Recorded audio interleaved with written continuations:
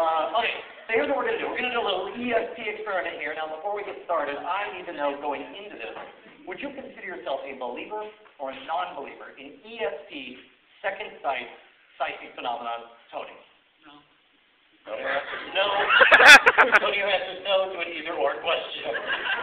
I assume you mean you're a disbeliever, a skeptic. Yes. Yeah, excellent. And your name, it was Chris, right? Believer or non-believer? Non-believer. Non-believer. So, two skeptics, which means for my ESP experiment, I managed to pick two people from the audience who don't believe in ESPs. This will be very interesting. Here's what we're going to do. We're going to try to establish a psychic connection between you two, which means we need to designate a psychic thought sender and a psychic thought receiver. If you don't mind, Tony, you're going to be our psychic thought sender. Chris, you'll be our psychic thought receiver. Sound good so far? Now, being our psychic thought receiver, we need to make sure that there's no way for you to cheat and use your traditional five senses. So if you would, I want you to stand, take one step back if you would, right about there, that's perfect. And before we go any farther, I do need to know, are you claustrophobic at all? Good, I'm about to put you inside this really big blindfold, some of you get a little freaked out when I do that. Face towards your audience, and well, you're a tall one, aren't you? In the, yeah, thank you for patronizing me. There we go. Now, nice and loud, so everyone in the audience can hear. Can you see anything? That's very loud there, Chris. Good job. Now, the problem, Chris, with me being a magician, is that some of these skeptics out there in the audience might think that that's some kind of tricky blindfold that you're able to see right through. So to satisfy those skeptics and keep everything as scientific as possible, we're going to place you into what scientists refer to as an isolation booth, all right? We're just going to cut you off from the outside world. There we go. Now, Chris, while you're in the isolation booth, it's very important that you do not speak, but you can nod your head yes or no. You understand?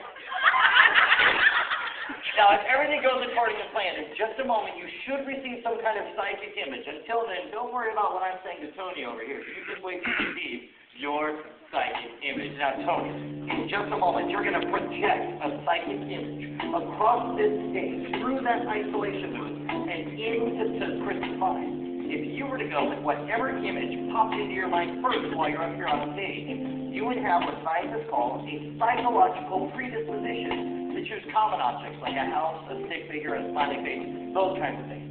To help you come up with a unique image that nobody could have predicted, on these cards I've written some general themes that you're going to use as inspiration when selecting your psychic image. Make sense? So I want you to reach forward with your right hand, extend one finger, please. Just touch the back of any one card. It doesn't matter which one. I'll put that one on top. Keep in mind, any one of these folks in the audience could be a spy working for Chris. So make sure you're the only one who reads the card. Don't let me see it. Don't let the audience see it. Once you've read it, put it right back where you found it. Now, when you read that card, did a picture pop into your mind? Whatever that picture is, I want you to draw a simple version of that picture using this magic marker on this piece of poster board. We're going to put it right up here so the audience can't see. I want you to draw nice and big, take up the entire page, and project that image. Tony cannot draw. Chris's mind. Start now.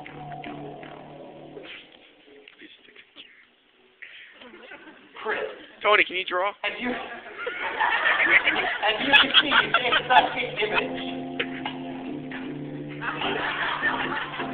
Remember the talking rule, Chris.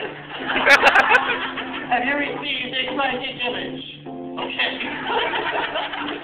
This will be interesting. All right, Chris, hang on there. I'm going to move this around. I'm going to put this piece of poster board right here in front of you, Chris. Can I get you to take one big step forward here? I want you to reach forward with both hands by the edges of this poster board. I'm going to put the marker in your left hand. Take the cap off of that marker and draw nice and big whatever image came to you, no matter how strange it may have seemed. Are you finished over here, Tony? Let me get you to step up to that microphone, and whatever you do, buddy, don't stop projecting that psychic image.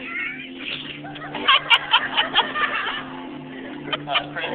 Okay. There we go. Okay. Now we're talking. Obviously a very detailed psychic image. Nothing coming, Michelangelo. Oh, how cute. He's trying to recap. Sorry about your fingers, dude. All right. Ladies and gentlemen, let's see. Ladies and gentlemen, let's see what psychic image popped in to Chris's mind.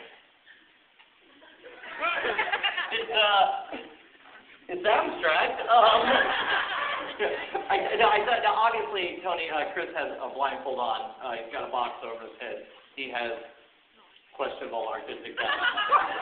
But considering the shapes you were sending, would you say, if this were a real ESP experiment, would you be inclined to mark this as a hit or a miss? Would you say he was right or was he wrong? Right. You say he was right. So let me get you to stand all the way over here right next to Chris, if you would, Tony. And let's see, why don't you tell the audience what you were sending a picture of? A Christmas tree? I'm going to say that's pretty spooky close. I'm going to call that a match. Let's have a big round of applause for Tony and Chris. You guys did a fantastic job driving in the gift. Chris, by the way, you did such a good job. I have a special gift for you. This is your very own isolation.